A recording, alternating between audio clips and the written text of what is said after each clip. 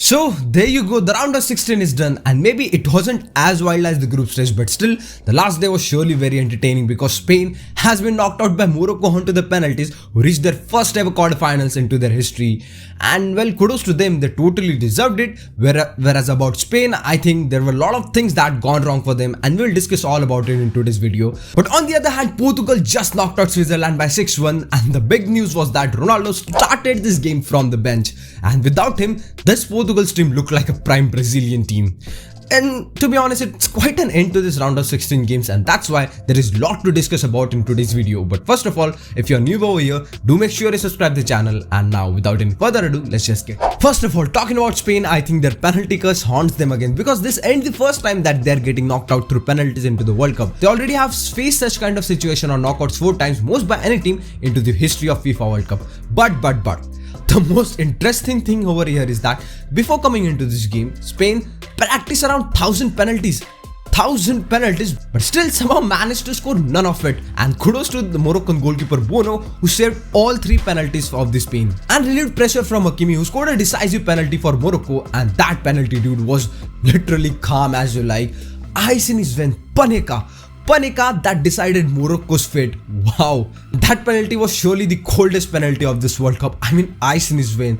It just can't get better than this. And for sure, they deserve to go through. They deserve this victory because the kind of defensive display that they have shown today was absolutely mind-blowing, outrageous, outstanding. Because against Spain, to cut them down through the middle was an absolutely defensive masterclass from their coach Walid Regragui, who also became the first African manager to get into the knockout stages. More than tactical setup, the way Moroccan players were closing down any Spain's player who was near around the box within that millisecond, that itself was insane. And that just shows how insane they were working, because against Spain it's not easy to close down any players, because the way they move ball around so quickly, because to cut off all creativity or the creative outlets of Spain through the middle or through the wide areas as well, I think that was a big victory for Moroccan players. And if anyone needs praise for that, it's this guy, the defensive midfielder Batra, if I'm pronouncing his name right.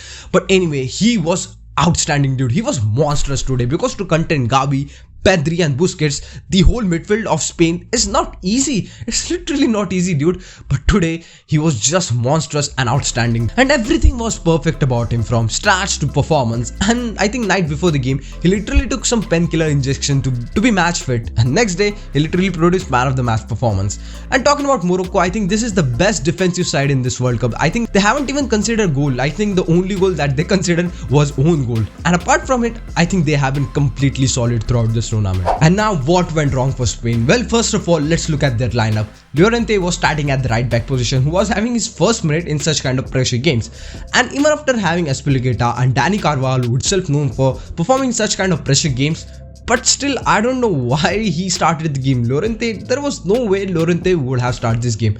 But still, Lucho has been known for bold decision, but I'm sure this wasn't anywhere near of it. Second one was starting Marcos Asensio or Alvaro Morata. Like, Alvaro Morata has been your best player so far in this tournament, but still not starting him itself a crime. Like, after getting subbed on, the difference was clear. Alvaro Morata was trying to, running behind the defense line of Morocco, and that at least were creating some kind of chances. And whereas as Marcos Asensio, he's not a proper number 9, and this game was shouting for a proper number 9, and Alvaro Morata should have started this game. And the third problem was the most important one, playing Pedri into deeper position. I mean, it's just like neutralizing his threats. You just cannot get the most out of it. If Pedri is playing in such kind of deeper position, you need to put him in those half spaces inside the lines, between the lines, because he has that quality to have his back onto the goal and the receive pass and then turn around.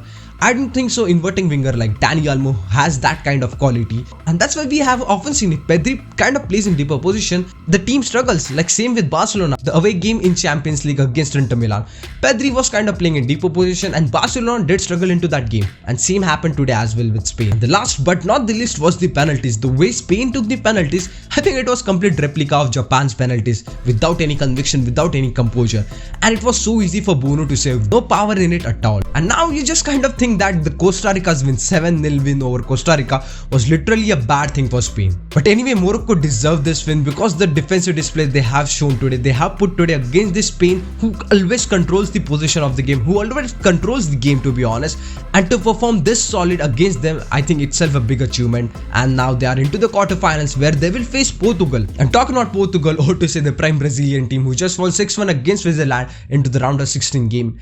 And Ronaldo didn't start this game, which itself speaks volume. But to be honest, this win isn't a surprising one for me because I have been shouting from like past months that this Portugal's team has been one of the best team in terms of depth, and that's why this performance was expected from them. Just the thing was that the approach of the coach Fernando Santos, who has that little pragmatic approach, but still in today's game you saw that Portugal's free-flowing football, and you just got to see that how lethal they are in the final third. Portugal during the build-up had a 3-5 system where they used to put 5 men forward into the Switzerland's box, and also sometimes this number even goes to 6 or 7, and thus it was kind of outnumbering Switzerland's defense, and also giving that free role to a player like Joao Felix, who kind of thrives onto that position, a number 10 position. And today we have seen like it was his one of the best performance because letting him use his technical ability to free the forwards, the players who are kind of pinning the centre backs, I think that's where he thrives on. And to be honest, talking about this number 10 position, well, whichever team who is playing with this number 10, let's say Messi, Neymar or Griezmann from France, they are kind of succeeding, they are kind of performing well into this World Cup. Like in this era of modern football where that number 10 position has been diminished,